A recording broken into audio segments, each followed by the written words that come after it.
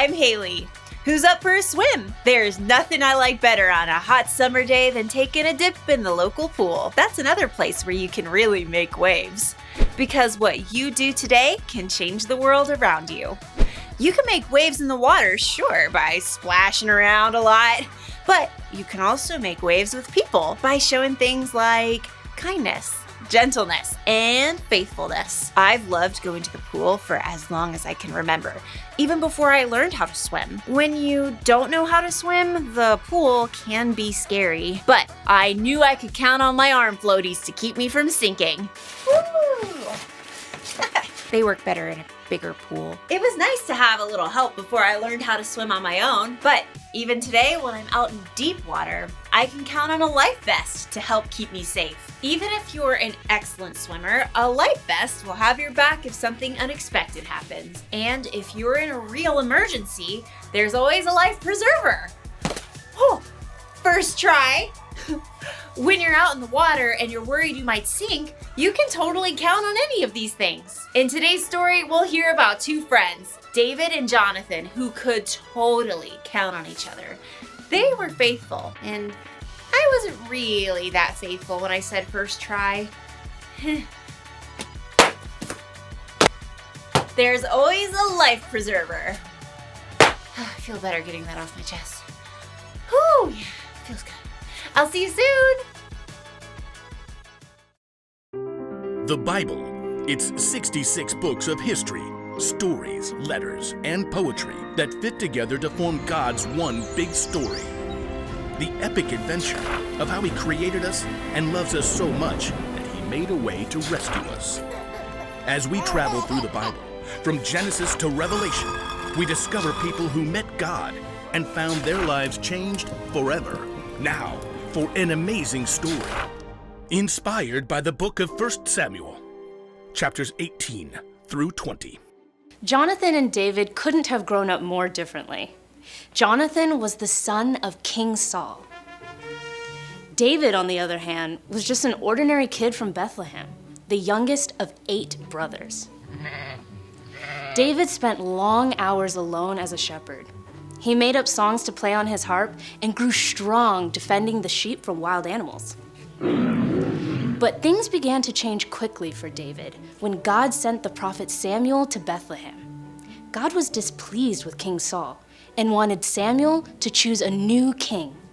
When Samuel saw David, God spoke. "Get up and anoint him. This is the one."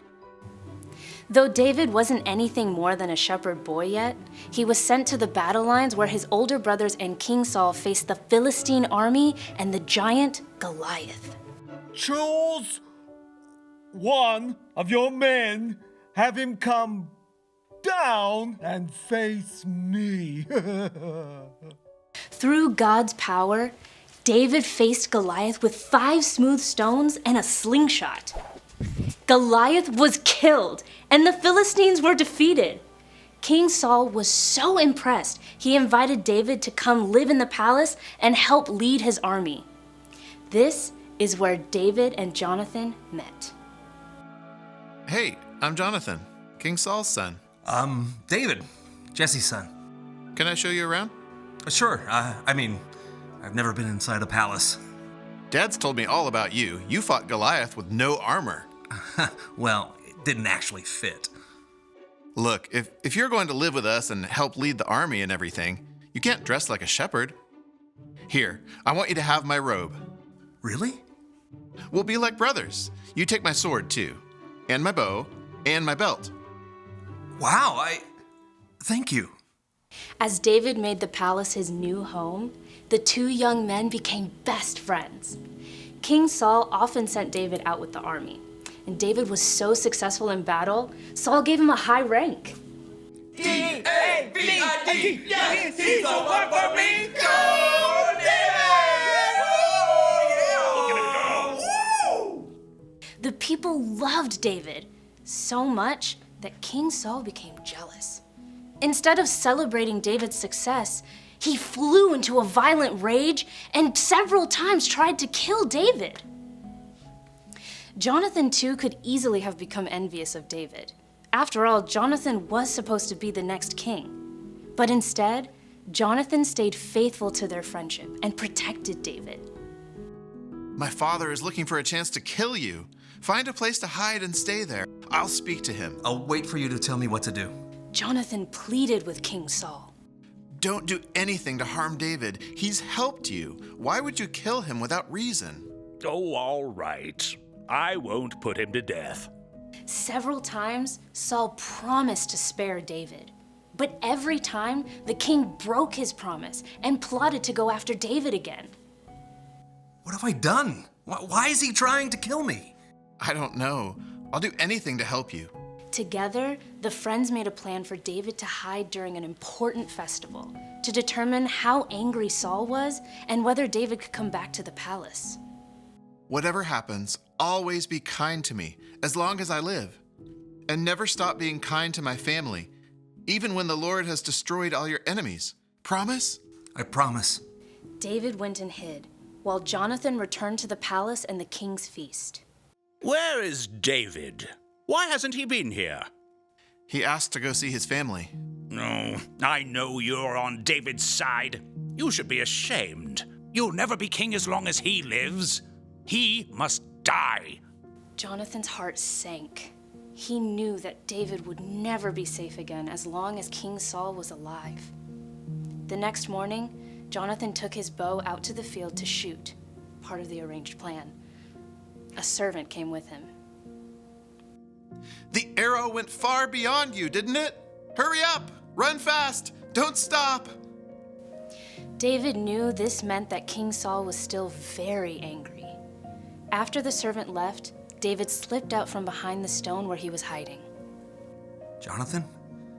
David! The friends hugged and wept, knowing they might never see each other again. Go in peace. In the name of the Lord, we've promised to be friends. The Lord is a witness between you and me, and between my family and your family forever. Goodbye, friend. Goodbye. David left to find a new hiding place, and Jonathan returned to the palace. King Saul never stopped chasing David, but Jonathan stayed faithful to his friend. David was deeply saddened when he learned that both Jonathan and King Saul had been killed in battle. Years later, when David became king, he remembered his promise to Jonathan. Is anyone left from the royal house of Saul? If there is, I want to be kind to him because of Jonathan. A son of Jonathan is still living. Both of his feet were hurt so that he can't walk. David had Jonathan's son, Mephibosheth, now a young man, brought to the palace. I'm ready to serve you. Don't be afraid. You can be sure that I will be kind to you because of your father, Jonathan. I'll give back to you all the land that belonged to your grandfather, Saul, and I'll always provide what you need. Thank you. Thank you. David faithfully cared for Mephibosheth and his family for the rest of their lives, just as he had promised his friend Jonathan.